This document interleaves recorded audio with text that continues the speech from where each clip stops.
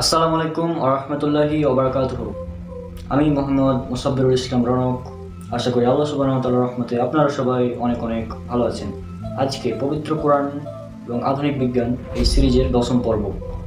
আজকে পবিত্র কোরআনের আধুনিক বিজ্ঞানের একটি অত্যন্ত ইন্টারেস্টিং এবং গুরুত্বপূর্ণ বিষয় নিয়ে আলোচনা করব। আজকে ভিডিওটি আপনারা সবাই মনোযোগ সহকারে সম্পূর্ণ দেখবেন, কারণ যদি সম্পূর্ণ ভিডিওটি মনোযোগ সহকারে না দেখেন তাহলে কিন্তু বুঝতে পারবেন না। তো আজকে আলোচনা করব ডাইনোসর সম্পর্কে। ডাইনোসর সম্পর্কে পবিত্র কোরআন আমাদের কী তথ্য দিচ্ছে। তো প্রথমেই আপনাদের জানতে হবে এই জন্য ডাইনোসর আসলে কী এবং এই ডাইনোসর কীভাবে মৃত্যুবরণ করেছিল, ডাইনোসর কীভাবে ধ্বংস হয়েছিল, এই বিষয়টা আপনাদের জানা অত্যন্ত জরুরি। ডাইনোসর এই শব্দটি সর্বপ্রথম রিচার্ড ওন নামক একজন বিজ্ঞানী 1842 সালে আবিষ্কার করেন বা ডাইনোসর নামটি তিনি উপস্থাপন করেন। এই ডাইনোসর শব্দটি দুটি শব্দের সমন্বয়ে গঠিত। একটা হচ্ছে ডেনিয়াস, যার অর্থ হচ্ছে বৃহদাকার সামথিং বা অনেক বড় কিছু, এবং আরেকটা হচ্ছে সোর্স, যার অর্থ হচ্ছে লিজার্ড বা রেপটাইল জাতীয় কিছু, এই জাতীয় কিছু প্রাণী। আজ থেকে 23 কোটি বছর পূর্বে সর্বপ্রথম এই ডাইনোসর প্রজাতির আবির্ভাব হয় এবং এই ডাইনোসর প্রায় 17 কোটি বছর পর্যন্ত এই পৃথিবীতে রাজত্ব করেছিল, পৃথিবীতে শাসন করেছিল। এখন যেমন আমরা মানুষেরা পৃথিবীকে শাসন করছি, অর্থাৎ মানুষ হচ্ছে পৃথিবীর সমস্ত প্রাণীদের উপর নেতৃত্ব লাভ করেছে, সেরকমই আজ থেকে প্রায় 23 কোটি বছর পূর্বে ডাইনোসর এই পৃথিবীতে রাজত্ব করত এবং তারা প্রায় 17 কোটি বছর পর্যন্ত রাজত্ব করেছিল। এবং এই ডাইনোসর অনেক বৃহদাকার একটি প্রাণী ছিল এবং এর আয়তন যদি আপনারা চিন্তা করেন, এর যে দৈর্ঘ্য যে দৈর্ঘ্য ছিল সেটা ছিল 190 ফুট দৈর্ঘ্য, এবং এর যে উচ্চতা ছিল সে উচ্চতা ছিল প্রায় 40 ফুট বা 4 তলা বিল্ডিংয়ের সমান। এবং এর যে ভর বা আমাদের সাধারণ মানুষ যেটাকে ওজন বলি, সেটা হচ্ছে তাদের ছিল 1,20,000 কেজি। চিন্তা করেন, অনেক বড় এবং অনেক শক্তিশালী একটি প্রাণী ছিল এই ডাইনোসর। আর এই ডাইনোসর পৃথিবীতে আসলে কি করতো? পৃথিবীতে যেহেতু তারা সবচেয়ে শক্তিশালী ছিল সে সময়, সেহেতু তারা অন্যান্য যে প্রাণীগুলো ছিল, যেমন বাঘ, সিংহ থেকে শুরু করে অন্যান্য যে ছোট ছোট প্রাণীগুলো ছিল, সেই ডাইনোসর তাদেরকে খেয়ে ফেলতো, তাদের সাথে রক্তপাত ঘটাতো। মোট কথা তারা পৃথিবীতে দাঙ্গা হাঙ্গামা সৃষ্টি করতো, পৃথিবীতে তারা বিশৃঙ্খলা সৃষ্টি করতো। এত শক্তিশালী একটি প্রাণী কিভাবে মারা গেল, এবার আসুন আমরা সেটা দেখি। ধারণা করা হয় আজ থেকে প্রায় 6,60,00,000 বছর পূর্বে, 6.6 কোটি বছর পূর্বে, একটি 10 কিলোমিটার ডায়ামিটার সাইজের একটি অ্যাস্টেরয়েড পৃথিবীতে আঘাত করে। অ্যাস্টেরয়েড বলতে আমরা যেটাকে গ্রহাণু বা উল্কা বলি সেটা, এবং এটা পৃথিবীতে আঘাত করে মেক্সিকোর দক্ষিণ পূর্বাঞ্চলে উকাটান নামক একটি উপদ্বীপে। এবং এটি আঘাত করার পর প্রায় 180 কিলোমিটার চওড়া এবং 20 কিলোমিটার গভীরের একটি বিশাল গর্ত তৈরি হয়, বিশাল উল্কা খাত বলা হয় এটিকে, বিশাল উল্কা খাত তৈরি হয়। এবং এই উল্কা খাতটি তৈরি হওয়ার কারণ যেটা ছিল, এই উল্কাটি যখন পৃথিবীর বায়ুমণ্ডলে প্রবেশ করে তখন এর গতিবেগ ছিল প্রায় 1,00,000 কিলোমিটার বা 77,000 কিলোমিটার।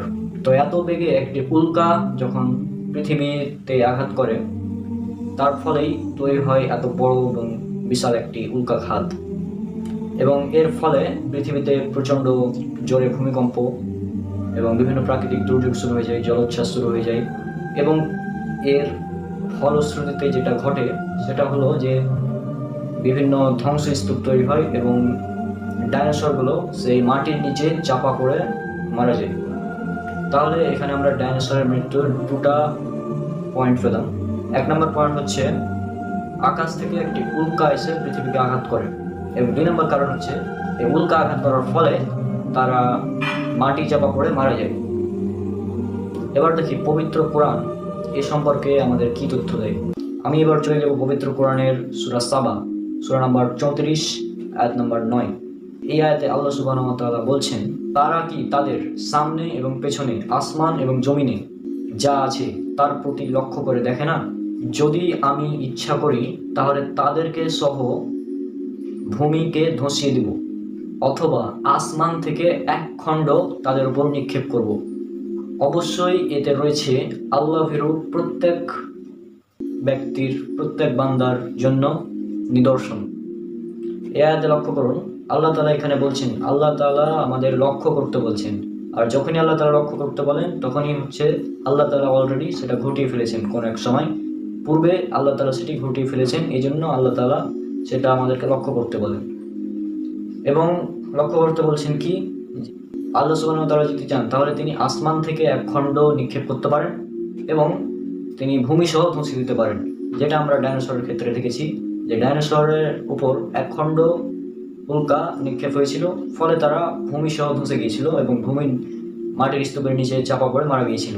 আর এই আয়াতের শেষের দিকে আল্লাহ তাআলা বলছেন, আর অবশ্যই এতে নিদর্শন রয়েছে আল্লাহ ভীরু প্রতিটি বান্দার জন্য।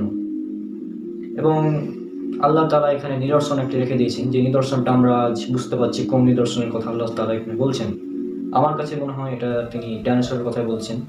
আল্লাহ তাআলা যেহেতু বিভিন্ন পবিত্র কোরআনের অনেক আয়াতে বলেছেন, তোমরা কি কোরআন নিয়ে চিন্তা করো না, তোমাদের অন্তর কি তালাবদ্ধ, তোমরা কি বোঝো না, তোমরা কি লক্ষ্য করো না। এভাবে আল্লাহ তাআলা বিভিন্ন আয়াতে বলেছেন আমাদের চিন্তা করতে, সুতরাং আমাদের চিন্তা করতে হবে। এবং আমি চিন্তা ভাবনা করে এটাই পেলাম। এবং আরও একটি আয়াত যেটাও ডাইনোসরের সাথে মিলে যায়, সেটা হচ্ছে আল্লাহ তাআলা পবিত্র কোরআনের সূরা আরাফ সূরা নম্বর 7 আয়াত নম্বর 56। এখানে আল্লাহ তাআলা বলছেন, পৃথিবীকে কুসংস্কার মুক্ত এবং তাকে ঠিক করার পর তোমরা তাতে দাঙ্গা হাঙ্গামা ফাসাদ সৃষ্টি করো না। অর্থাৎ আল্লাহ তাআলা এখানে বলছেন পৃথিবী আমাদের জন্য ঠিক ছিল না, আমাদের বসবাসের যোগ্য ছিল না এই পৃথিবী। অর্থাৎ পৃথিবীতে এমন কিছু ছিল যারা থাকলে আমরা এই পৃথিবীতে ঠিকভাবে বসবাস করতে পারতাম না, এবং পৃথিবীতে যারা ছিল তারা অবশ্যই দাঙ্গা হাঙ্গামা সৃষ্টি করত। এ কারণে আল্লাহ তাআলা বলছেন পৃথিবীতে এক সময় ছিল, যারা ছিল তারা দাঙ্গা হাঙ্গামা সৃষ্টি করত, এবং আল্লাহ তাআলা এটাকে ঠিক করেছেন। এবং এই ঠিক করার পর আমরা যেন দাঙ্গা হাঙ্গামা সৃষ্টি না করি, সেজন্য আল্লাহ আমাদেরকে নির্দেশ দিচ্ছেন। আর ডাইনোসর আমরা জানি অনেক শক্তিশালী ছিল, তাদের কারণে কোনো প্রাণী তখন নিরাপদ ছিল না, তারা প্রত্যেকের উপর রাজত্ব ছিল একটা, কারণ তারা ছিল অনেক শক্তিশালী প্রাণী, অনেক বড় আকারে তারা অনেক বড় ছিল এবং শক্তিশালী ছিল, যার কারণে তারা দাঙ্গা হাঙ্গামা সৃষ্টি করত। এবং আল্লাহ তাআলা এই জন্য বলছেন যে তাদেরকে ধ্বংস করে আল্লাহ তাআলা সেখানে ঠিক করেছেন, পৃথিবীকে আমাদের বসবাসযোগ্য করেছেন, পৃথিবীকে আমাদের বসবাসযোগ্য করেছেন আল্লাহ তাআলা। কারণ ডাইনোসর যদি থাকতো তাহলে আমরা এখানে থাকতে পারতাম না, কারণ ডাইনোসর অনেক শক্তিশালী প্রাণী। এবং চিন্তা করেন, আপনার সামনে যদি 4 তলা বিল্ডিং এর সমান 190 ফিট একটা বড় প্রাণী হঠাৎ করে চলে আসে, তাহলে আপনি সেখানে টিকতে পারবেন? অবশ্যই না। এ কারণেই আল্লাহ তাআলা বলেছেন পৃথিবীকে ঠিক করার পর, অর্থাৎ ডাইনোসরদের ধ্বংস করে আল্লাহ তাআলা আমাদের জন্য পৃথিবীকে উপযোগী করে দিয়েছেন। এরপর আরো একটি আয়াতের দিকে যদি আপনারা লক্ষ্য করেন, সেটা হচ্ছে সূরা বাকারা সূরা নম্বর 2 আয়াত নম্বর 30।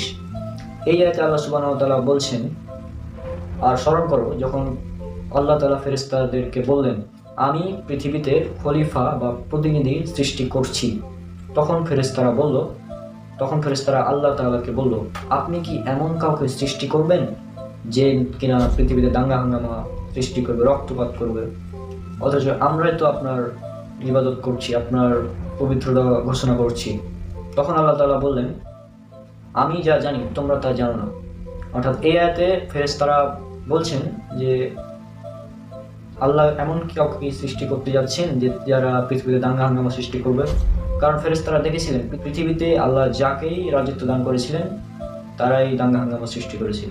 যেমন আল্লাহ তাআলা জিনদেরকে পৃথিবীতে রাজত্ব দান করেছিলেন, কারণ এই জন্যই পৃথিবীতে দাঙ্গা হাঙ্গামা এই জিনেরাও সৃষ্টি করেছিল। এরপর 17 কোটি বছর পর্যন্ত এই ডাইনোসর এরাও দাঙ্গা হাঙ্গামা সৃষ্টি করেছিল, রক্তপাত করেছিল।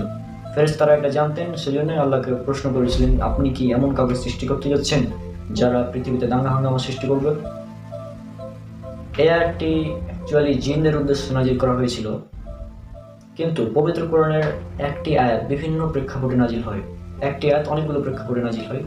সুতরাং আমার কাছে এটা মনে হয় যে ফেরেশতারা দেখেছিলেন পৃথিবীতে আল্লাহ যাকেই রাজত্ব দান করেছেন তারাই দাঙ্গা হাঙ্গামা সৃষ্টি করেছে, সেই জন্যই আল্লাহকে তারা প্রশ্ন করেছিল এটি। তাহলে এটি আর একটি বিষয় যে ডাইনোসরের প্রতি ইঙ্গিত করছে।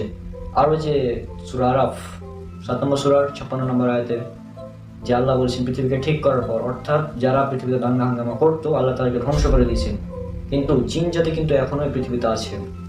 তাহলে এই ঠিক করা দ্বারা যদি জিনদেরকে বোঝানো হতো তাহলে জিনেরাও কিন্তু আজ থাকতো না। তাহলে অবশ্যই এমন কোনো সৃষ্টি ছিল যারা ছিল আকারে অনেক বড় এবং শক্তিশালী, এবং যাদেরকে ধ্বংস করে আল্লাহ আমাদের জন্য পৃথিবীকে বসবাসযোগ্য করে দিয়েছিলেন।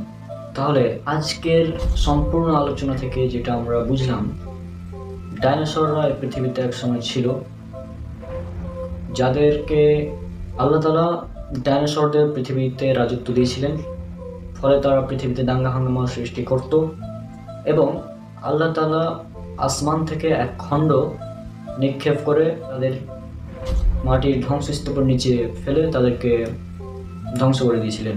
আর ডাইনোসররা যদি থাকতো তাহলে আমরা এই পৃথিবীতে থাকতে পারতাম না, এবং ডাইনোসরদের ধ্বংস করে আল্লাহ পৃথিবীকে আমাদের মানুষদের জন্য বসবাসের উপযোগী করে দিয়েছেন, অর্থাৎ আল্লাহ আমাদের জন্য পৃথিবীকে ঠিকঠাক করেছেন।